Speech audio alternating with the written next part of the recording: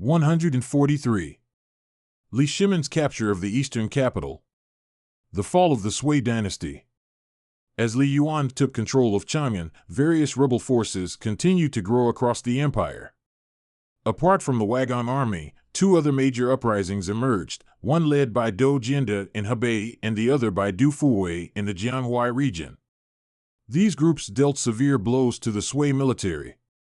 Meanwhile, the tyrannical and decadent Emperor Yang of Sui, aware of his impending doom, retreated to Jiangdu, where he indulged in endless feasts with his empress and concubines, drowning himself in alcohol. He refused to hear bad news but was inwardly anxious. Once, he sighed while gazing into a mirror and muttered, "A fine head. I wonder who will be the one to cut it off." His fears soon became reality. Many of his imperial guards were from Guangzhou, and realizing that following him meant certain death, they secretly plotted to desert. General Yuan Huaji took advantage of this unrest and launched a mutiny, leading his soldiers to storm the imperial palace. He placed Emperor Yang under house arrest. The fallen emperor, still in disbelief, asked his captors, "What crime have I committed?" An official responded, "You waged unnecessary wars, lived in extreme luxury, trusted corrupt ministers, ignored good advice, and led countless men to die in battle, leaving women and children destitute. The people are suffering because of you. Do you still claim innocence?" Emperor Yang, realizing his fate, sighed, "I have indeed failed my people, but you all have shared in my wealth and privilege. I have not wronged you." The official coldly replied, "The entire nation despises you. This is not just the will of one man." Without further words, Emperor Yang removed his headband and handed it over. Shortly after, he was strangled to death. Thus, the 38-year rule of the Sui dynasty came to an end. The struggle for the eastern capital. After Emperor Yang's death, the eastern capital, Luoyang, remained under the control of his grandson, Yang Tong, and the powerful general Wang Shichong. Wang Shichong installed Yang Tong as the new emperor and continued to resist the rebel forces under the Sui banner. At first, the region around Luoyang was dominated by the Wagon army, which had repeatedly defeated the Sui forces. However, due to Li Mi's arrogance and internal conflicts with his officers, his strength declined. After suffering a defeat against Yuan Huaji's forces, he became vulnerable. Seeing an opportunity, Wang Shichong launched a surprise attack, crushing Li Mi's army. Li Mi fled to Chang'an and submitted to the Tang dynasty. With Li Mi gone, Wang Shichong, confident in his power, deposed Yang Tong and proclaimed himself emperor of a new state, Zheng. By this time, Tang forces had consolidated their power in the northwest, eliminating rival warlords and securing their rear flank. In 620 AD, Emperor Gaozu of Tang, Li Yuan, ordered Li Shimin to lead a massive army against the eastern capital. As the Tang army crossed the passes, numerous prefectures in Hunan surrendered, and soon, Luoyang was completely surrounded. The siege of Luoyang and the battle against Wang Shichong. Li Shimin was not only a skilled commander but also a master of diplomacy. He recruited many capable former Wagon officers and leaders from other factions. Famous warriors such as Qin Shubao, Cheng Yaojing, and Yu Qijingde became his trusted generals. During one patrol, Li Shimin and 500 cavalrymen were ambushed by Wang Shichong's forces, over 10,000 foot soldiers and cavalry. Wang Shichong's general, Shan Xiongxin, charged at Li Shimin with a spear. At the last moment, Yu Qijingde galloped in, shouted fiercely, and struck Shan Xiongxin off his horse. He then protected Li Shimin as they cut their way through the enemy lines. The sight of the two warriors cutting through the ranks terrified the Zhang troops, allowing the Tang reinforcements to arrive and crush them. From autumn of that year until the following spring, the Tang army maintained an unrelenting siege. Wang Shichong fiercely defended the city, launching counterattacks with stone cannons and crossbows. As the siege dragged on, Tang soldiers grew fatigued, and some officers suggested withdrawing to rest and regroup in Chang'an. Li Shimin refused, stating, "The surrounding prefectures have already surrendered. Luoyang is now an isolated city. Sooner or later, it will fall. We must not withdraw halfway." He issued an order, We will not retreat until the eastern capital is captured. Desperate, Wang Shicheng secretly sent envoys to Hebei, seeking aid from Dou Jiande. The intervention of Dou Jiande. Dou Jiande's rebellion in Hebei had grown into a major power. After Wang Shicheng declared himself Zheng Emperor, Dou Jiande also proclaimed himself Emperor of Xia and conquered large swathes of Tang-held territory. Upon receiving Wang Shicheng's plea, he mobilized a 300,000-strong force to march south and relieve Luoyang. At the same time, Dou Jiande sent envoys to Li Shimin, demanding that he withdraw his forces back to Guangzhou. Many Tang generals were alarmed at the strength of the Xia army and urged retreat. However, others argued that Wang Shicheng's army was weak but lacked food supplies. If Dou Jiande's reinforcements reached him, Luoyang could be sustained with Hebei's grain, making victory impossible. The only option was to intercept Dou Jiande before he could reach the city. Li Shimin accepted this strategy. Leaving his brother Li Yuanji in charge of the Luoyang siege, he personally led 3,000 elite troops northward to block Dou Jiande's forces at Wulao Pass, modern Hulao Pass, near Xingyang, Hunan. The decisive battle at Hulao Pass. When Dou Jiande's army arrived, they were met by Tang forces blocking the pass. Despite launching multiple assaults, Xia troops failed to break through. Meanwhile, Li Shimin dispatched light cavalry to cut off their supply lines. Confident in his numerical superiority, Dou Jiande ignored the advice of his generals and his wife, ordering a full-scale attack. Observing the battlefield from a high vantage point, Li Shimin remarked, "Dou Jiande has never faced a formidable opponent. His formations revealed his arrogance. If we hold our ground until his troops tire, we will defeat them in one decisive strike." The Xia army waited in battle formation from morning until noon, but Tang troops did not engage. Exhausted and hungry, soldiers began resting or drinking water by the riverside. At that moment, Li Shimin launched a lightning assault. His cavalry stormed across the Xi River, heading directly for Dou Jiande's main camp. Caught off guard, Dou Jiande and his officers scrambled to organize resistance.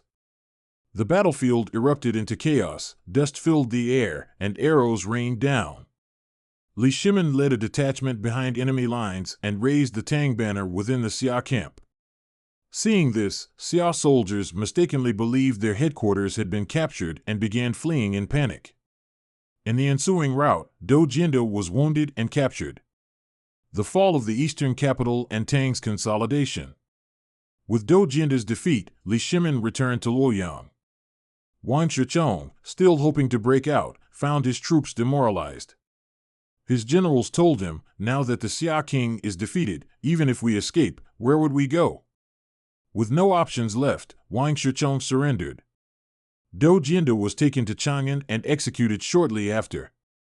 His general, Lu Heitai, led the remnants of the Xia army in continued resistance, but after 3 more years of campaigning, the Tang forces finally pacified Hebei. By 623 AD, the wars for unification were largely over, securing Tang control over China. However, while external battles had ended, internal conflicts within the Tang royal family were about to erupt, paving the way for the deadly struggle between Li Shimin and his brothers for control of the empire. 144. The Xuanwu Gate Incident. The rivalry between the princes. After Emperor Gaozu of Tang, Li Yuan, ascended the throne, he appointed Li Jianqing as crown prince, Li Shimin as prince of Qin, and Li Yuanji as prince of Qi. Among the three, Li Shimin had contributed the most to the founding of the Tang dynasty. The original idea to rebel in Taiyuan was his, and he had achieved the most victories in battle. However, Li Jianqing, being the eldest son, was made heir to the throne despite his lesser achievements. Li Shimin was not only a brilliant military commander but also an exceptional leader. His Qing palace, Qing Wangfu, was home to many capable officials, scholars like Fang Xianling and Du Ruhui, who were among the famous 18 scholars, and fierce generals like Yuqi Jingde, Qing Shubao, and Cheng Yaojing. Li Jianqing, aware that his prestige could not match that of Li Shimin, grew envious. He allied with his younger brother Li Yuanji to marginalize and suppress Li Shimin. The Crown Prince's attempts to eliminate Li Shimin. Jianqing and Yuanji sought favor with Emperor Gaozu's favorite concubines by showering them with flattery and gifts. Li Shimin, in contrast, refused to engage in such behavior. After pacifying the eastern capital, several concubines privately asked him for treasures from the Sui Palace and government positions for their relatives. When he declined, they turned against him and frequently spoke ill of him to the emperor. Over time, Emperor Gaozu became distant from Li Shimin. As Li Shimin continued to achieve military successes, Jianqing and Yuanji's resentment deepened. They plotted numerous times to eliminate him. On one occasion, Jianqing invited Li Shimin to the Eastern Palace for a banquet. After drinking a few cups of wine, Li Shimin suddenly felt intense stomach pain and later vomited blood. Realizing he had been poisoned, he quickly sought medical treatment and narrowly survived. Since they failed to poison him, Jianqing and Yuanji attempted to win over Li Shimin's generals. Jianqing secretly sent a letter to Yuqi Jingde, hoping to befriend him, along with a cart full of gold and silver. Yuqi Jingde flatly refused, telling Jianqing's messenger, "I am a subordinate of the Prince of Qing. If I betray him for personal gain, I would be a dishonorable traitor. Such a person would be of no use to the Crown Prince either." He then returned the gold and silver untouched. Enraged by the rejection, Jianqing and Yuanji attempted to assassinate Yuqi Jingde that night. Yuanji sent a hired killer to his residence, but Yuqi Jingde, anticipating such a move, left his doors wide open and sat on his bed, his long spear beside him. The assassin, peering through the window, saw the famous warrior alert and ready. Fearful that he was walking into a trap, he fled without making a move. The final plot against Li Shimin. Having failed twice, Jianqing and Yuanji devised another scheme. At the time, the Turks were invading northern China. Jianqing suggested that Li Yuanji should lead the army against them and requested that Yuqi Jingde, Qin Shubao, and Cheng Yaojing be reassigned to Yuanji's command along with the elite troops of the Qing Palace. Their true intention was to weaken Li Shimin's defenses before moving against him. Someone secretly informed Li Shimin of this imminent threat to his life. Understanding the urgency of the situation, he immediately sought counsel from his brother-in-law Changsun Wuji and Yuqi Jingde. Both men advised him, "You must strike first." Li Shimin hesitated. "It is disgraceful for brothers to kill one another. Let us wait until they make the first move."